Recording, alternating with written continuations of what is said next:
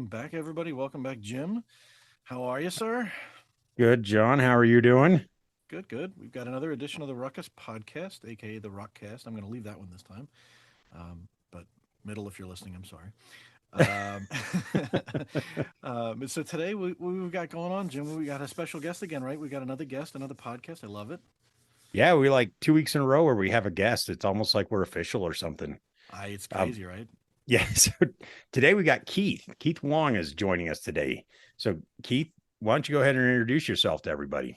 Well, hey guys, hey, thanks for having me on today. Yeah, I've the indoor AP PLM. I've been with Ruckus for about 4 years. With 1 year in this role as a PLM, and 3 years prior as a program manager, which John knows since I worked with him on on the SP accounts. And I'm responsible for the R series, wireless accessories, OEM accounts, and a whole bunch of other stuff. So look forward to talking with you guys. So all the R series, huh? That's indoor, right? Indoor, right? 3 series, 5 series, 7 series, Wi-Fi 5s, Wi-Fi 6E, and eventually Wi-Fi 7s. Tofu Lu, who's a PLM for outdoor, has the R770 currently. So, Yeah.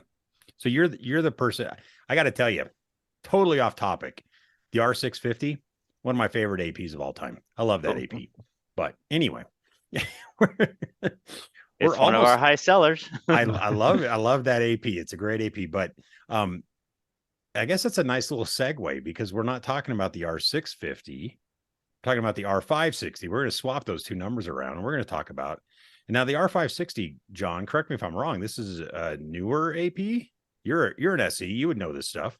Sure. I just got my hands on a couple of them. Well, I've had some since last fall when they were in beta, but I believe it just got announced. But I think we have a guy on a call that could actually answer that. Yeah, you're right. So John and John and Jim, you've both been lucky to get some of these R560s in advance. They did launch in December, actually January, for GA. It is a Wi-Fi 6E AP. We have both the R760, which launched last year, and the R560, which launched at the beginning of this year. It is for the R560, the mid-range. So as you correctly indicated, we had the R650, R550. So this is the complementary Wi-Fi 6 version of our mid-range AP. So 6 gigahertz, right? 6 gigahertz, correct. So tri-radio, tri-band, right? 2.4 gig, 5 gig, and 6 gig. All right. We got IoT. There is IoT on board. It's both BLE and Zigbee selectable. Okay. As opposed to dual concurrent. So R760 is dual concurrent. Oh, nice. But R560 only being selectable. I think that's something that not a lot of people really talk about. And so I'm kind of glad you brought that up about the IoT stuff.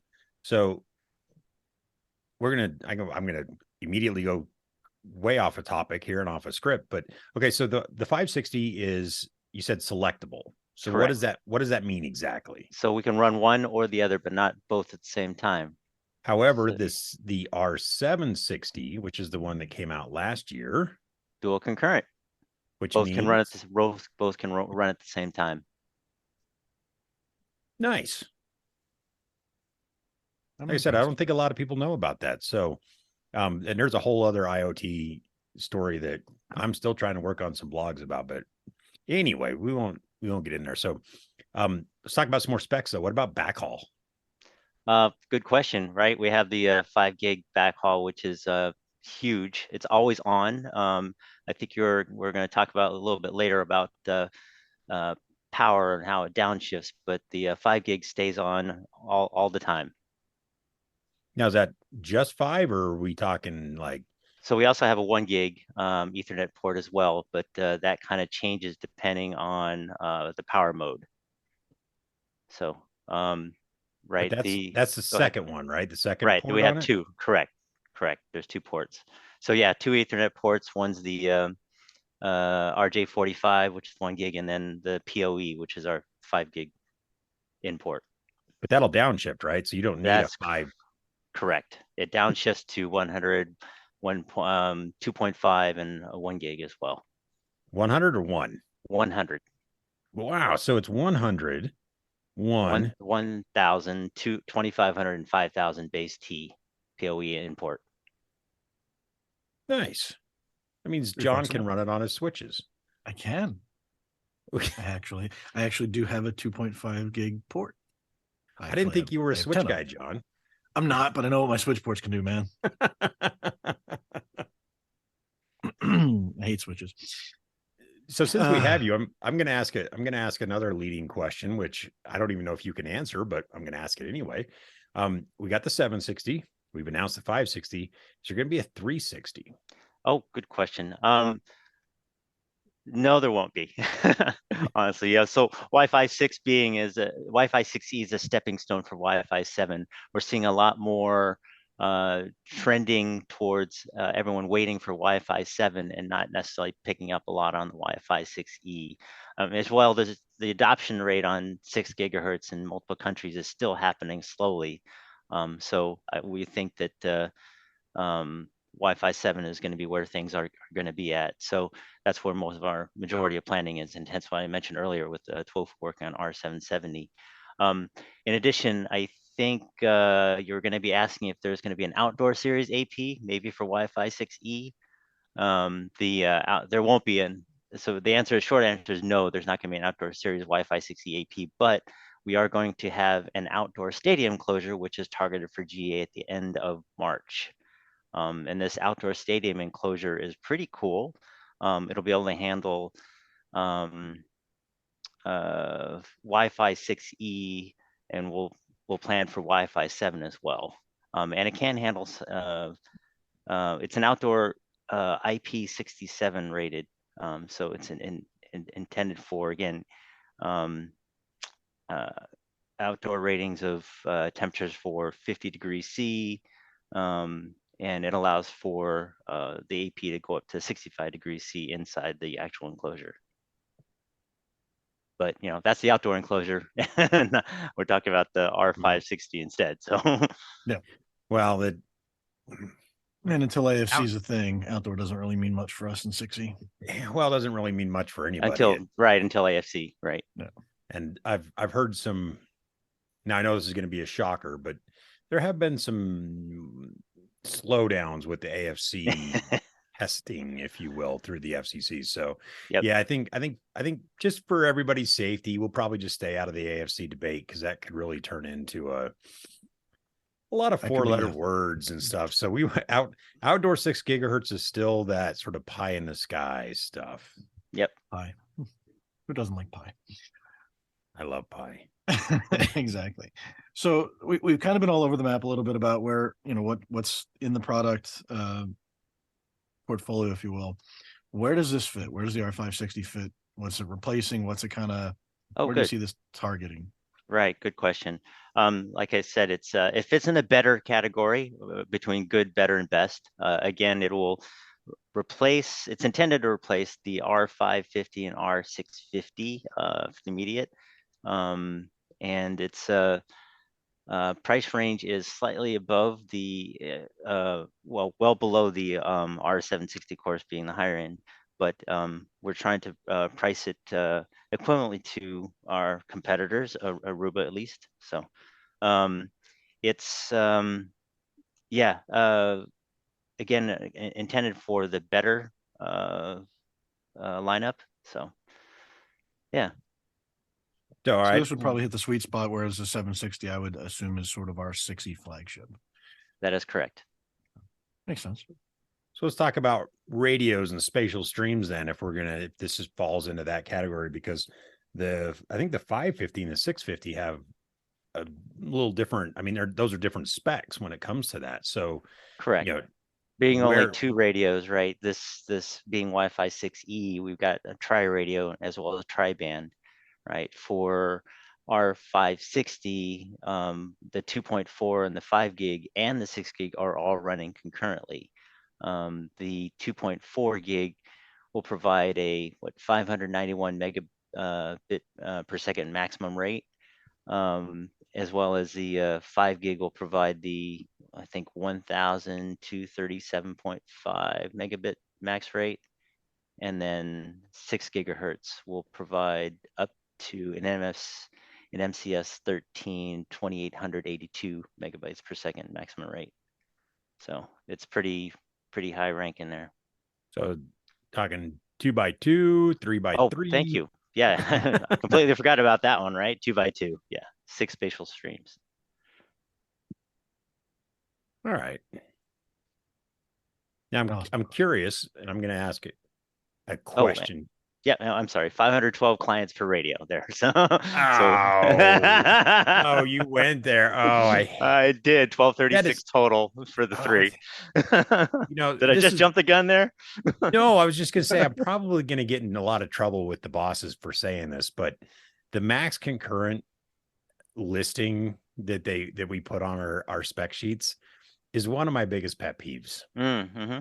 It just really is. And I know why it's there. And it's sort of like that. It's the accepted thing that we all hate, but we know why it's there. And we all just sort of just cringe a little bit. Yeah, we got to put it on a spec sheet though. You got to put it on the spec. That's what people are looking for. Well, I mean, if we're being honest, it's more than likely, I mean, I'm guessing, but I'm almost positive I'm right on this one. That listing is just sort of an RFP checkbox type of thing, because at no point in time do you really want to have 512 clients on your AP. At least not when they're trying to do something. I mean, you can make it, you can get them to join, but I mean, 512 AP. That's why it drives me nuts when I see them on some of our spec sheets where it's like 1,000 clients. It's like, no, we're not putting 1,000 clients on our AP, but that's why I cringe. Well, it'd be awesome to be able to do, right? Because we're putting them in these verticals of like MDU and hospitality and education. There's a lot of, the problem is somebody in that vertical sees that and goes, well, if I can get 200 per radio or 500 per radio and I've got 5,000, I only need 10 of these EPs. Yeah. But it's the old coverage versus capacity. Correct. So. Yeah, that's why I cringe, is that, it's like, oh, you went there. You actually went to the number. The checkbox. Yep. But I'm curious, and this is because radios is kind of my thing. But I'm curious why 2x2 as opposed to say like a 3x3. This is a pure cost reduction, right? To try and get the cost down for a more kind of like what we did for R550, where it's still a 2x2. We wanted to have something in the more affordable range, because not doing an R360, this is going to be again just covering the mid range. So a 3x3, we haven't done one other than, I can't remember when we did a 3x3. This was a 650, a 3x3. Yeah, but it's not a full 3x3. It's only partial. So now you're breaking my heart. But you already said it. It's on. I have it on recording, Jim. It's your favorite AP. No, actually, you might have said that before I hit record. You're lucky. Oh no, I said it. 650 is my favorite. Oh, it's awesome. So, do we have other questions? I lost track. Where are we? We do. So one thing that, and it might have been jumping ahead, but so the one thing, if for those of you listening, if you haven't seen it, the 560 is a marked departure from previous R APs. What do you mean? It's a completely different shell. Yeah. Oh, this is an awesome thing. So what's the motivation behind this, and sort of, is this a good question? A sign of things to come? Oh, it is. So firstly, I got to give compliments to Ed Chen and Hardware Mechanical Engineering and the India IT team for driving this new enclosure and new look design. When Wi-Fi 6E design was first started, the ID change was being considered from the original design enclosure that was that had been, I guess, originally used from Wi-Fi 5 with the R710. The hardware engineering team provided the CommScope ID team in India with the requirements and constraints, and the ID team came up with 13 different ID concepts, and Ruckus narrowed them down to 3. And the 3 options were then 3D printed in the large R7 series size and the small R3 series size, and they were presented to the executive team.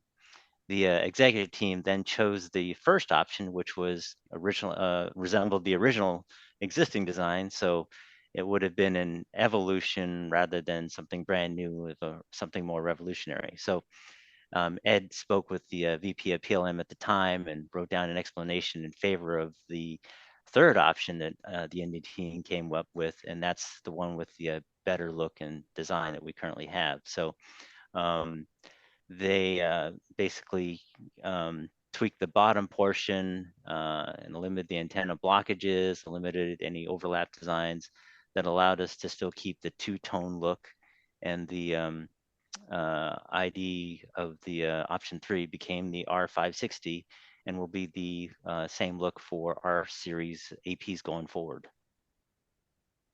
And for those who don't know and haven't clicked on the show notes yet to actually get to the R560 spec sheet, in the past, these APs were a rectangular shape, and now they're going to a squarish shape with the rounded. Yeah, John, you can hold it up, but we're not recording video, buddy. I know, that's the joke. So yeah, so if you did have video, which you don't, you would have seen John hold. Yep, and you can look at the data sheet, right? Right. Yes. So John figured out what show notes are, so we'll have the link in there. You can go take a look at it. But yeah, so this is more of a rounded. And there was actually some conversations on social media about this, and it, for the most part, people seem to really like this new shape. Like I said, it's not a square; it's the square with the rounded corners. I guess it's more like like the icons you have on your phone type of shape. Is that a fair assessment, John and Keith? Yeah. I mean, I don't hate it. It's not, it's rounded. It's like a, it's squarish, rounded kind of thing. It's you're not going to cut yourself on it. Squarish, roundish. Way to go to the mat, John. Do you want me to show? That's the other show. Do you want me to show this off on the video again so they can't see it? No, it's definitely I mean, if you didn't notice it and you got the box and you open up the first box of the R560, you'd definitely be like, "Whoa, it's a different thing." I mean, it's like you said, it was our old one was rectangular with a sort of a curved dome of the top of the AP, or bottom of the AP, actually, the radome, and this is not. It's very different. Not like, I don't know. It's not like startlingly different. I like it. I think it's appealing. I've seen some customers looking at it, and compared to the other ones, it's very, it's noticeably different, but not in a bad way. I think it retains all the good things we've got. We've got the 2 Ethernet ports. It's got this one I guess has an extra light because it's got a 6 gig light. Correct. Which customers do like those. Who doesn't like blinky lights? Yep. Well, blinky lights are bad, but status lights are good. Thank you. You knew where I was going with that. But no, I think it's I don't hate it. It's kind of keeping things fresh. Keith, you said something that kind of piqued my interest, and I want to go back to it. But you were saying that they changed, part of this change had to do with the different antennas and stuff like that.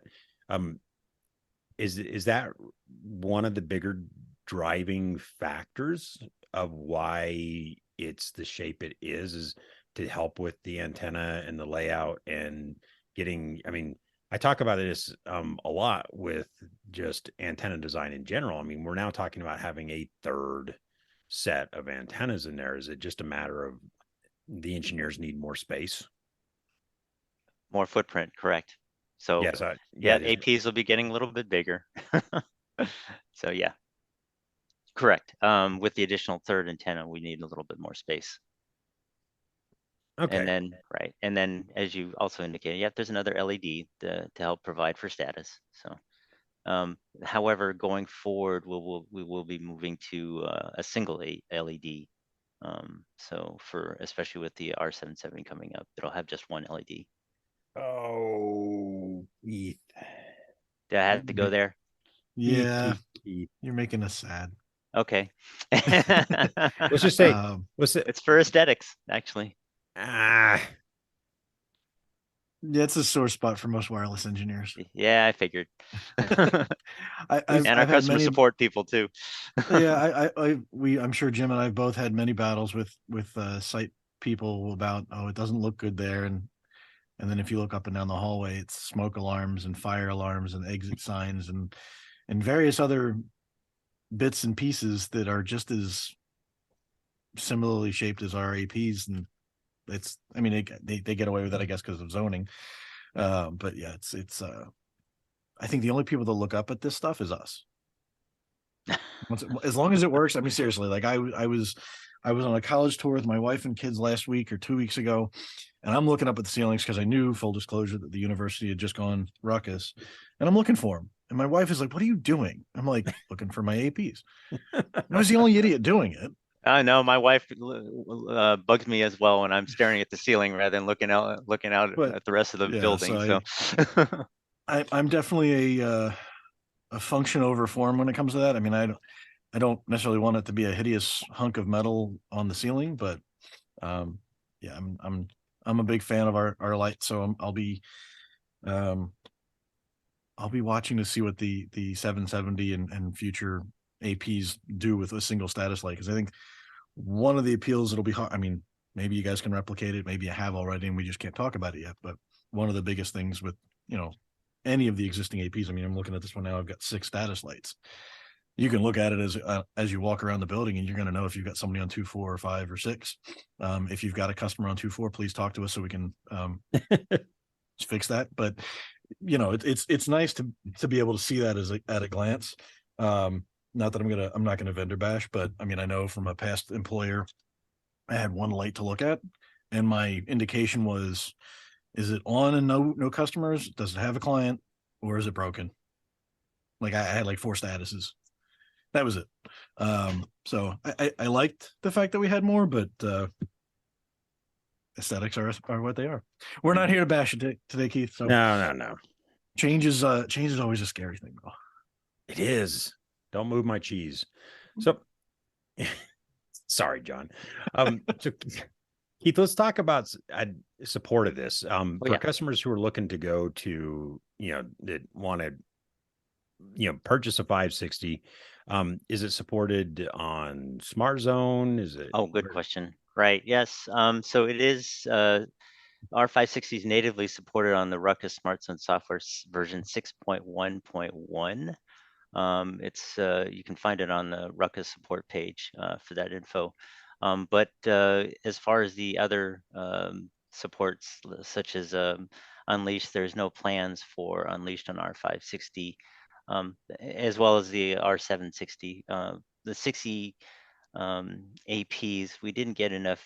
There was pretty low demand on Unleashed, and that was further complicated by some of the more heavy Unleashed customers. Their host countries were not ready to adopt 6 gigahertz, so that kind of removed a lot of demand there. However, it is going to be supported. I don't know. Yeah. So, all right. We're just going to skip around that a little bit. It's, thank you for We're here to make a ruckus. We are. Yeah, we are. But thanks for confirming that. Cause I kind of thought that cause I had some people we've loaned out some 6 gigahertz APs to some people to do some testing for us. And that was one of the questions, was Unleashed. And I've kind of been telling them that, well, because of the 6 gigahertz, because of some of the other stuff, it didn't really fit into that type of thing. So thank you for confirming what I've been telling people. And now I don't feel bad for making stuff up, because I was actually kind of close to the mark. You're right on the mark. So you're smarter than the average bear, Jim. Oh no, we don't ever want anybody to think that or know that, because then they'll bother me more. So Keith, is there anything else about the 560 we need to know about while we still have you? Oh no, I think you guys we've covered quite a bit. Oh no, we didn't. Downshifting. Oh yeah, you're right. Yeah. So yeah, downshifting, right. In the full power DC 802.3 BT5 POH UPOE mode. Basically, the mouthful. everything. Yes, the full power. Everything is enabled. That's the 5 gig Ethernet, the 1 gig, the USB, and the IoT. And that's at 31 watts of power consumption. As we downshifted, I think you said, we go into 802.3 AT mode with 25 watt power consumption. The 5 gig, of course, as I mentioned earlier, stays enabled the entire time, regardless of the mode.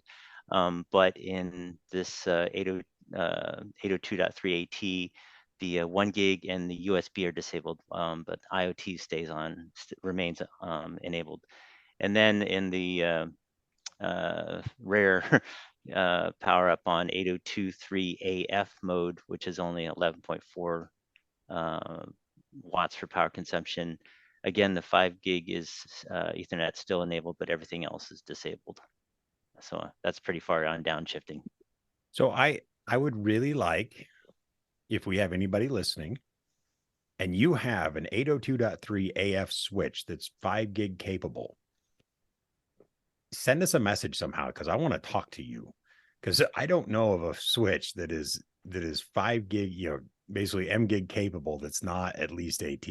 So it's interesting that stays up the whole time. And that's actually a conversation that we kind of had, and I think it was our last episode or 2 episodes ago, about the 8200, and about the fact that nowadays it's almost like our switches are now, they're not, they provide data, but they're more like just multi-port power sources for running everything that's connected to them. So it's interesting that you guys are able to actually maintain a lot of the functionality, because BT is something that a lot of people know they need to go to, but they're not there yet. They're, and so there's always that question and concern that if I take my brand new, 6 gigahertz, 6 EAP, and I plug it into a switch that only gives me AT power, what exactly do I lose? And so I'm very encouraged to hear that you guys were able to keep a lot of the functionality that people are really looking for, because,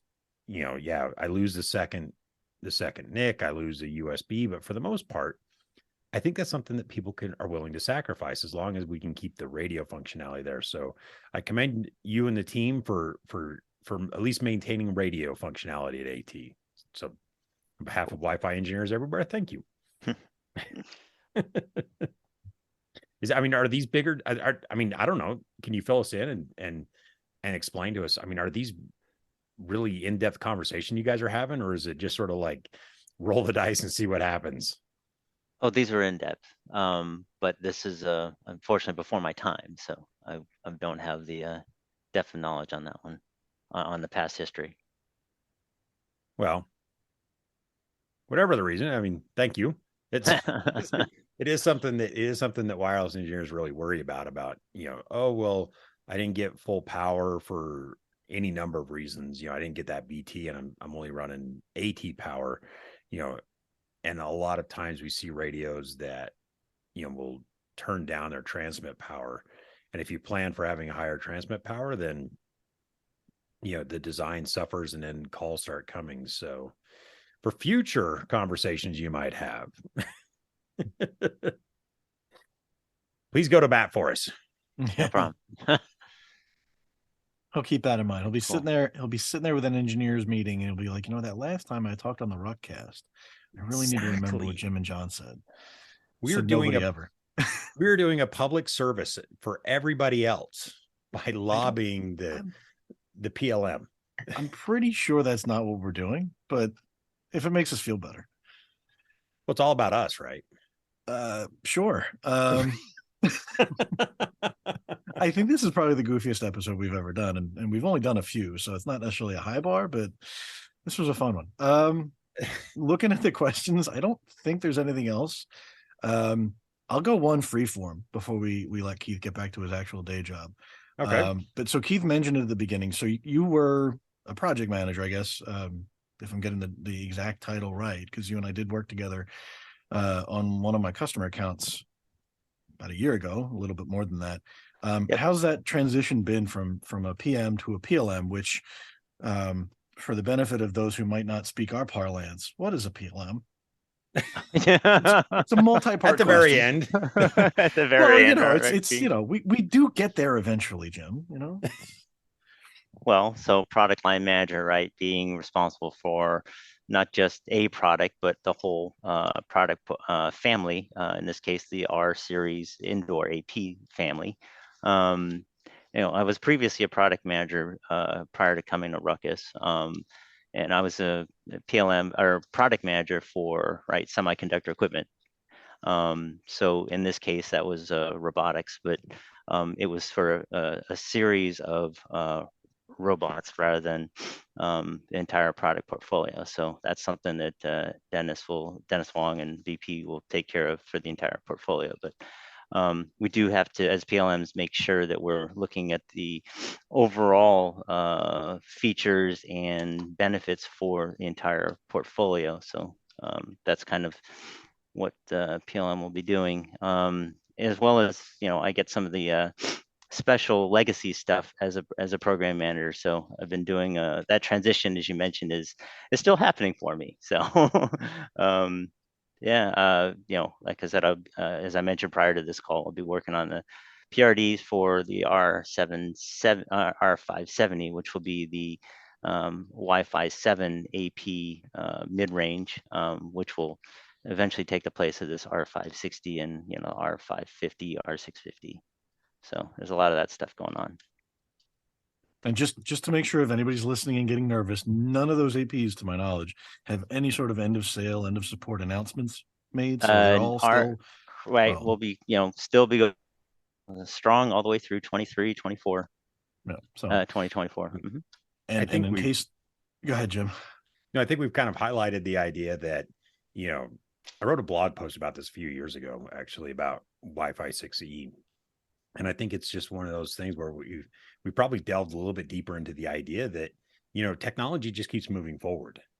So while, this is the conversation that a lot of people will have, especially when we get together with sort of, the people we run with, this idea that, while we're selling you this Wi-Fi 6E AP, we know that Wi-Fi 7 is coming. And I've seen people joke about the fact that, well, I'm just going to wait for Wi-Fi 8 or Wi-Fi 9. I mean, it's just technology keeps moving forward. And so I think we've sort of, gone to this idea that, or we've talked about the idea that, yes, what, we do plan for the future. We have to plan for the future because, as Keith has said, these aren't just designs that come out, in 6 months. These guys spend a lot of time and a lot of work and a lot of effort trying to come up with, hey, well, what about Wi-Fi 8? What about Wi-Fi 9? We don't know anything about it. We know it's coming. And so we need to kind of, from a long-term planning perspective. And so I think it's kind of interesting that we spent like half of this podcast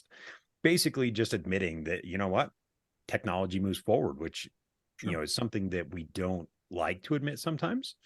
But in the back of our heads and back of our minds, we all know that it's coming, it's happening. It's not 802.11a or 802.11b anymore. We've now progressed and we've moved, and it's just technology just keeps moving forward. And so I think it's kind of interesting that this podcast is really, or at least this episode has sort of focused on that for a majority of our time. But it's fun and it's interesting. Yeah, and I mean, the nice thing too, to make everybody that's, if you're buying a 560, feel good about buying a 560. If you're not, there's the other stuff coming. If you just have some 550s or Jim's beloved 650s, they're good for a while. I mean, at the end of the day, Ruckus has a really good reputation, I think, of supporting some gear for quite a long time. I mean, we've got customers out there that are still running controllers on 3.6 code, I believe. So, it's our gear tends to have a nice long life cycle. So I'm not encouraging you by any means to stay till Wi-Fi 8 or 9 comes out, but that gear that you just bought, it'll last you a little bit. I mean, it might not be the sexiest gal at the ball, but it's going to turn a head or two and it'll still work and it'll do what you need it to do. And that's all you can really ask for. I mean, at the end of the day, the other part of the problem, and I think Keith alluded to it too, and we'll kind of use this to close it up. The clients, right? At the end of the day, you're dictated by what your clients are. And the reality is, up until I want to say the last 6 months or so, one of the most popular client device providers in the world hadn't produced the 6E client. And now they've got a tablet and some laptops, but they don't have the phone yet. There's still a limited number of 6E clients out there. So while there are clients out there, it's not critical mass. So yeah, there's a definite reason why 6E there's a number of reasons. We can have a whole podcast about why 6E sort of, I don't want to call it dead on arrival, but the best part about 6E is the 60 gigahertz spectrum, which is what 7 takes and runs with. So, and we'll have Keith back when we've got a 7 product to talk about. That almost sounds like a podcast episode. Oh, write that one down, Jim. We'll forget about it otherwise. I will.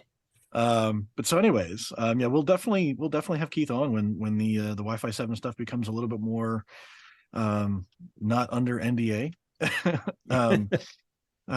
But so it's not a secret there's going to be new products coming. Everybody in the product space is developing stuff. So we'll definitely have you back on, Keith. Cool. I don't have any other questions. Jim, do you have anything else, or we can hit the music and send this one home? Well, unless Keith's got anything else. No, I'm good. It's been a great talk with you guys. Yeah, I appreciate it, Keith. All right, everybody have a good one, and we'll see you on the next episode. Thanks, John. Thanks, everyone.